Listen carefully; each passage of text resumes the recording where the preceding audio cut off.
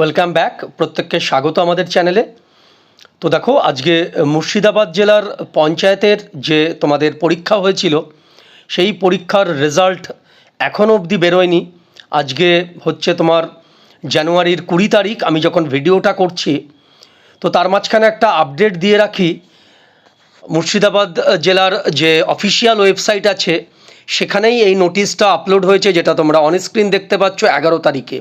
এখানে দেখো, আবার সেই একই জিনিসের পুনরাবৃত্তি করেছে, অর্থাৎ রিপিট করেছে।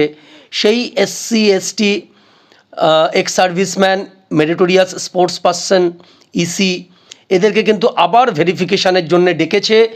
এখানে কিন্তু সবাইকে যেতে হবে না, যাদের নাম এখানে রিফ্লেকশান করছে। মোটামুটি 27 জনকে কিন্তু ডেকেছে। কবে ডেকেছে দেখো, ডেকেছে হচ্ছে তোমার 15/1 থেকে 24/1 মধ্যে তোমাদের যেতে হবে। তোমরা অনেকেই কিন্তু এটা জেনে গেছো এবং অনেকেই এটা আমাকে ফরওয়ার্ড করে আমাকে বলেছো, এই নোটিশটা ফরওয়ার্ড করেছো। আমি অনেকদিন আগেই দেখেছিলাম যে স্যার এখনও রেজাল্ট বেরোলো না, এটা নিয়ে কিছু একটা ভিডিও করুন। দেখো, আমি সত্যি কথা বলতে মুর্শিদাবাদ জেলার এই রেজাল্ট, পঞ্চায়েতের রেজাল্ট নিয়ে কিন্তু অনেকগুলো ভিডিও আমাদের চ্যানেলে আছে। কিন্তু দেখো, তার মাঝখানে আমি একটু ডিমোটিভেটেড হয়ে গেছি। সেটার একটা কারণ আছে, সেটা আমি ডিটেলসে বললাম না।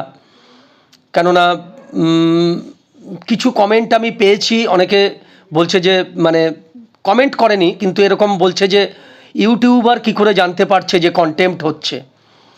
আচ্ছা দেখো, আমি তোমাদের জন্য যে ভিডিও করি সেটা কিন্তু অ্যাজ আ ইউটিউবার করি না, এবং ইউটিউব থেকে পয়সা ইনকামের জন্য কিন্তু করি না। এটা কিন্তু করি কিন্তু তোমাদেরকে মোটিভেট করবার জন্য, এবং তোমাদের জন্য কিন্তু অনেক জায়গায় কিন্তু ফোন করতে হয় এবং অনেক জায়গা থেকে কিন্তু কালেকশান করতে হয়। ডেসপাইট মাই বিজি শিডিউল আমি এগুলোকে করি, যাতে করে দেখো আমি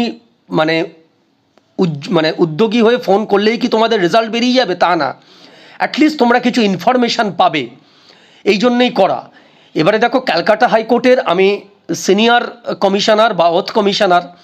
এবারে বিভিন্ন মামলা আমাদের কাছে আসে এবং অ্যাফার্ম হয়, তারপরে সেগুলো কোর্টে যায়। এবং কেউ যদি মনে করে যে আমি কোনো উদ্দেশ্য নিয়ে করছি তোমাদেরকে বাজে মানে তোমাদের কিছু ক্ষতি হয়ে যাচ্ছে, সেই জন্যেই আমি এইটাকে ভেবে সরে এসেছিলাম। তো যাই হোক, তোমরা প্রচুর রিকোয়েস্ট করেছো, প্রচুর কমেন্ট পেয়েছি যে স্যার ভিডিও করুন, এই জন্যেই আজকের এই ভিডিও করলাম। তো দেখো, মোদ্দা কথা যেটা, সেটা হচ্ছে মোটামুটি যা বোঝা যাচ্ছে, ওরা কিন্তু এটাকে লেন্দি করছে। সেই লেন্দির প্রসেসটা কবে গিয়ে শেষ হবে বোঝা যাচ্ছে না। কিন্তু তার মাঝখানে যেটা বলেছিলাম যে কন্টেম্প্ট হয়েছে, এটা কিন্তু কন্টেম্প্টের একটা হিয়ারিংও হয়েছে। সেটা হচ্ছে 19 তারিখে হিয়ারিং হয়েছে। 19 তারিখে হিয়ারিংয়ে যেটা বলা হয়েছে যে 4 মাস অতিক্রান্তর পরেও কিন্তু রেজাল্ট বেরোয়নি। এপ্রিল মাসের অর্ডার ছিল। কার ঘরে কন্টেম্প্ট হয়েছে? যে ঘরে ডিভিশন বেঞ্চ মামলা দিয়েছিল, অর্থাৎ justice Arijit Banerjee and justice Apurba Sinha Roy, ওই ঘরেই কন্টেম্প্ট করা হয়েছে অ্যাকর্ডিং টু রুলস। অন্য কোনো ঘরে করা যায় না, অন্য কোনো এজলাসে করা যায় না। তো আফটার দ্যাট জজ সাহেব, ডিভিশন বেঞ্চ বলেছে আগামী মাসের 7 তারিখে আবার মামলাটা লিস্টে থাকবে।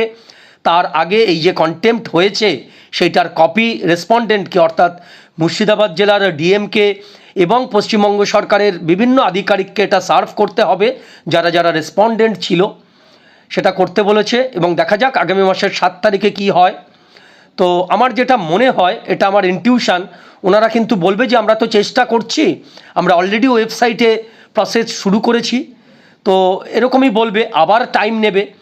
নিজেরা যদি ইচ্ছুক হয়ে না বার করে, কোনোভাবেই কিন্তু কন্টেম্প্ট করে মামলা করে কিন্তু করা যায় না। ওরা এরকম দেখিয়ে দেবে যে আমরা অলরেডি 3টে নোটিফিকেশান আপলোড করেছি, আমরা ভেরিফিকেশান করছি, EC ক্যান্ডিডেট, PWD ক্যান্ডিডেট এদেরকে আমরা ভেরিফাই করছি, SC ST এগুলোকে আমরা ভেরিফাই করছি নতুন করে। তো এতদিন পরে আবার ভেরিফাই কেন হচ্ছে এটা বোঝা যাচ্ছে না। আর ভেরিফাই হতে এতদিন সময় লেগে যাচ্ছে কেন? পরপর মানে এর আগে 2টো ধাপে কিন্তু হয়ে গেছে, তারপরে কিন্তু এটা আবার 3 নম্বর ধাপে কিন্তু এটা ভেরিফাই হচ্ছে। তো দেখা যাক কবে রেজাল্ট বের হবে। সত্যিই ফ্রাস্ট্রেটিং। তো যাই হোক, তোমরা যদি কন্টেম্প্টের অর্ডারটা দেখতে চাও, আমাদের টেলিগ্রাম চ্যানেলে আমি আপলোড করে দিচ্ছি, আর এটা কিন্তু অফিসিয়াল ওয়েবসাইটে আছে, তোমরাও গিয়ে চেক করে নিতে পারো। তো স্যার কোথা থেকে পেলো এটা বড় কথা না, বড় কথাটা হচ্ছে তোমাদের রেজাল্টটা বেরোলে আমি সব থেকে খুশি হব। আর ক্যালকাটা হাইকোর্টের যে জায়গায় থাকি আমার কাছে কিন্তু সমস্ত খবরই কিন্তু আসে, যতটা আমি চেষ্টা করি যেটার জন্যে সেটা কিন্তু পাওয়াটা, অ্যাক্সেস পাওয়াটা কিন্তু ভেরি ইজি টু মি। তো যাই হোক, তোমাদের হেল্পের জন্যই এইটুকুনি করা, নাথিং এলস। তো দেখা যাক রেজাল্ট কবে বেরোয়। আগামী মাসের 7 তারিখে কন্টেম্পটা আবার উঠবে, আমি আবারও তোমাদেরকে আপডেট দেবো যদি তোমরা চাও, কমেন্ট করো। তো আজকের মতন এতটুকুই, পরবর্তী ভিডিও নিয়ে খুব তাড়াতাড়ি আসছি।